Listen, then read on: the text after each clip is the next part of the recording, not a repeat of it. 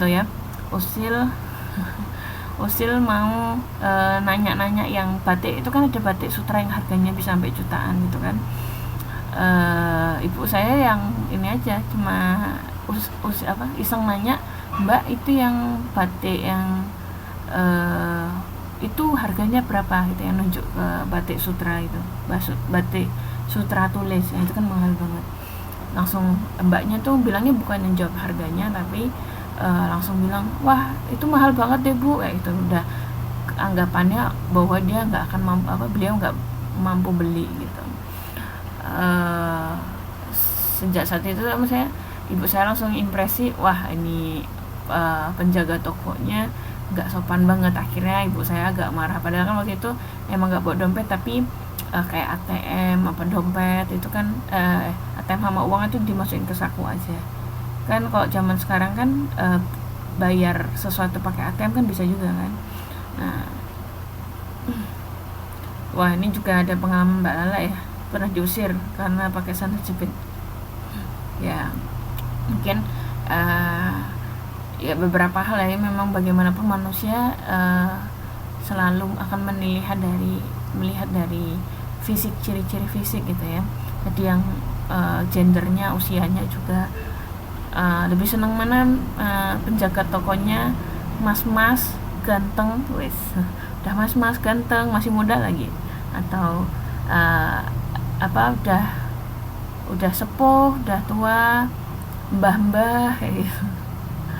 Nah itu lebih milih mana? Itu kan pasti manusia akan selalu ada ini ya, kecenderungan untuk memilih yang apa yang disukainya gitu. Nah ini sedikit cerita aja, tapi ini menunjukkan bahwa bagaimana interaksi atau pola komunikasi kita tuh dipengaruhi oleh hal-hal fisik seperti ini.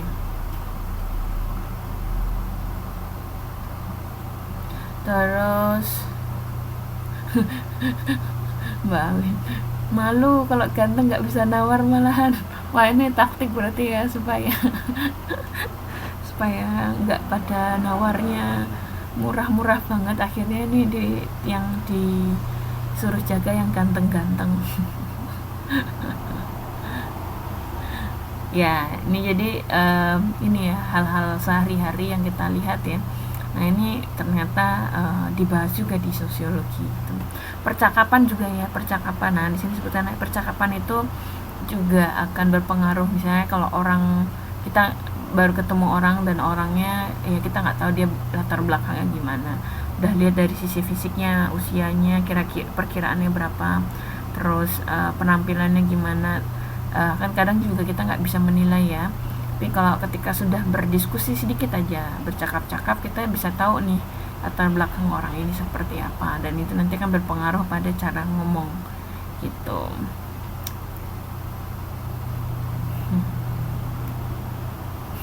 Gila nih sama bapak-bapak nggak mau. Mas-mas ganteng. Nah dulu saya ingat di Jogja tuh ada satu toko yang jaga itu mas-masnya ganteng semua, mas-mas masih muda-muda ganteng semua, tapi yang perempuan yang jaga itu mbah-mbah. Jadi memang sengaja yang dijaga, yang menjaga adalah gitu. Oke.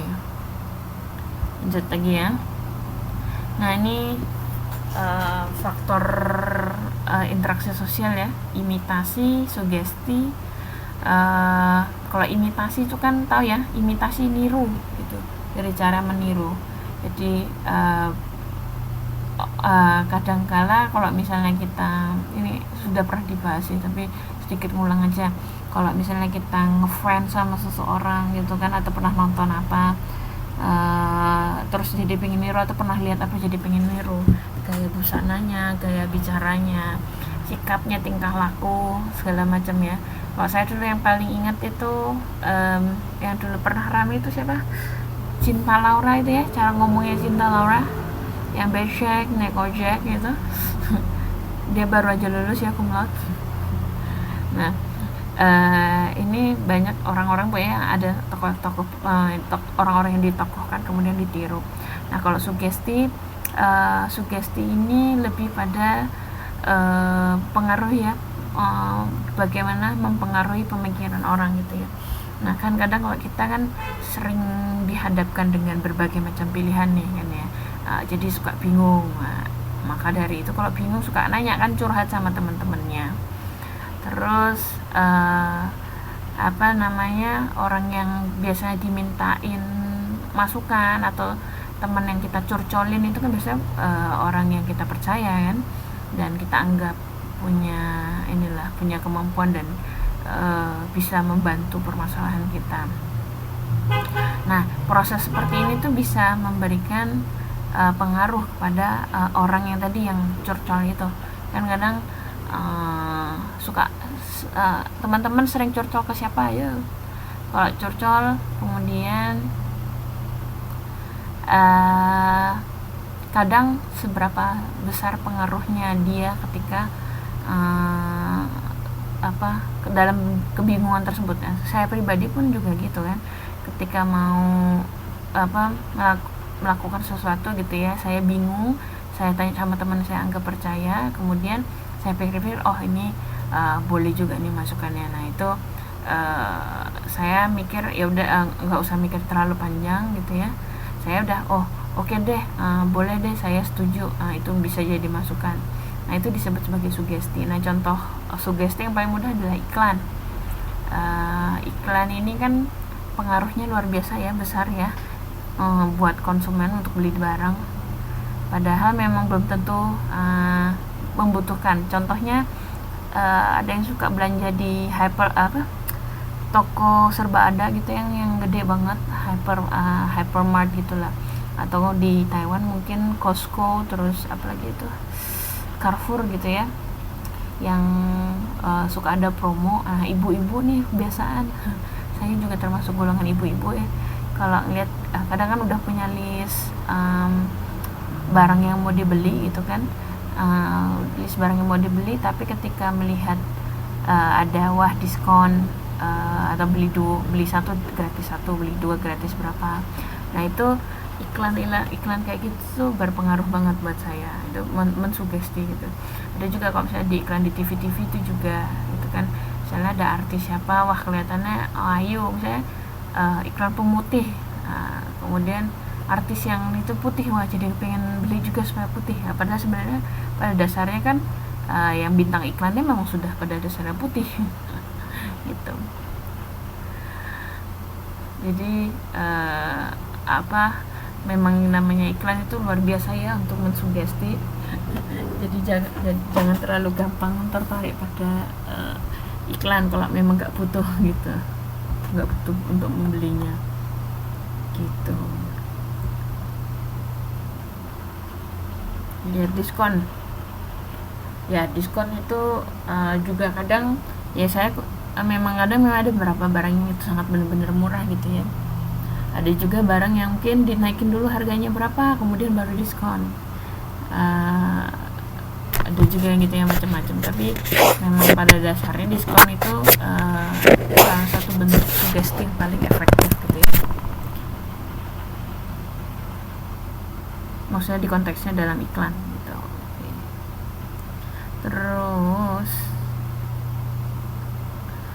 dari identifikasi, jadi kalau identifikasi itu nggak cuma sekedar niru gaya ya, tapi ada keinginan untuk menjadi sama persis gitu. Ada nggak nih dari teman-teman pribadi yang ingin sama persis dengan tokoh tertentu gitu?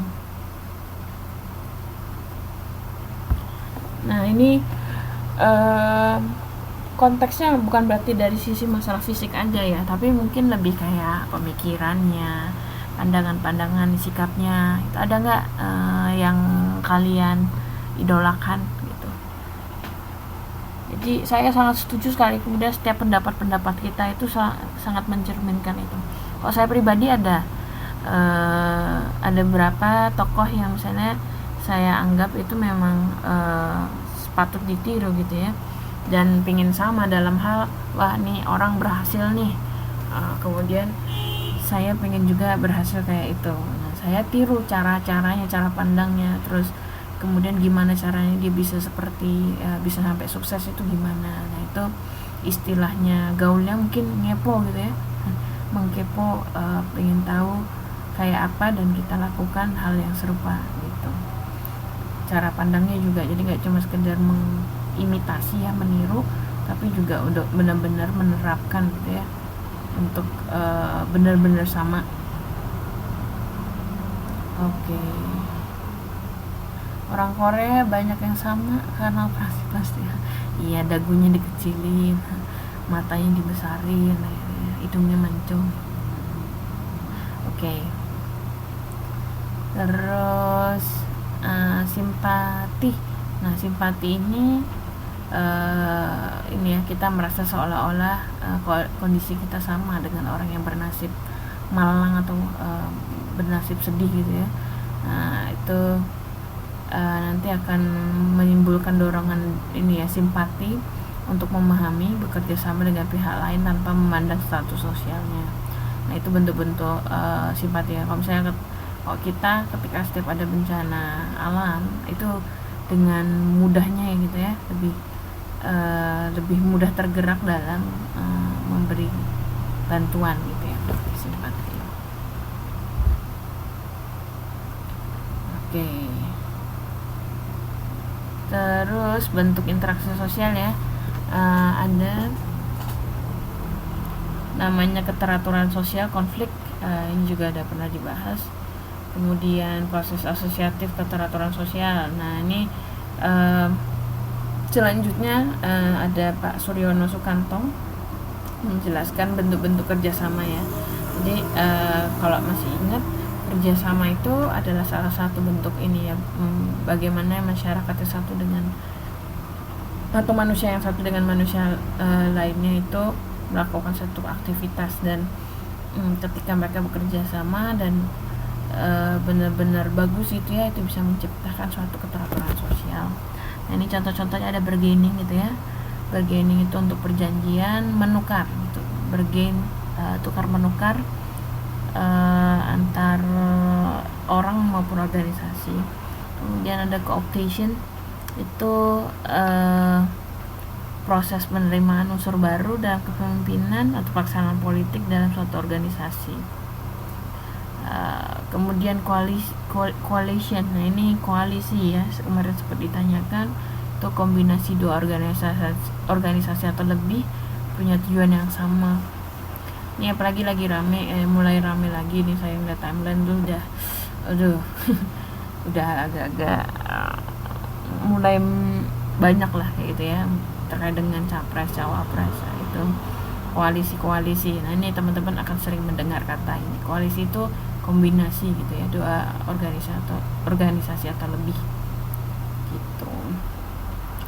Terus ada joint venture, itu kerjasama dengan pengusaha proyek tertentu menghasilkan keuntungan yang akan dibagi melalui proses tertentu. Nah, ini konteksnya kalau perusahaan. Oke.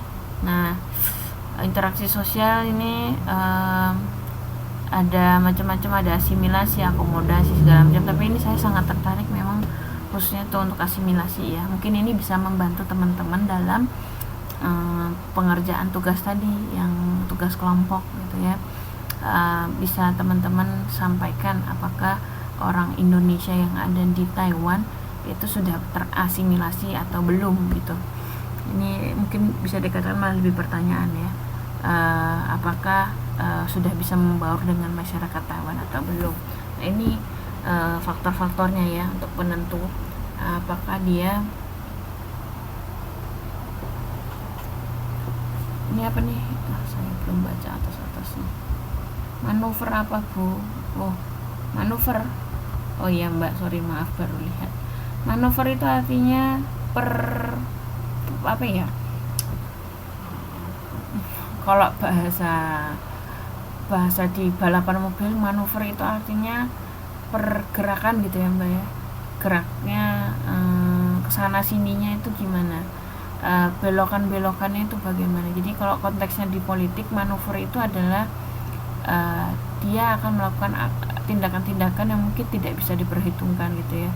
Mungkin bisa saja tiba-tiba berubahnya tuh yang banyak banget gitu. Manuver itu kalau konteksnya balap mobil, kalau ada tikungan tajam itu melakukan manuver, itu maksudnya membeloknya tajam banget. Nah, Jadi kalau untuk konteks politik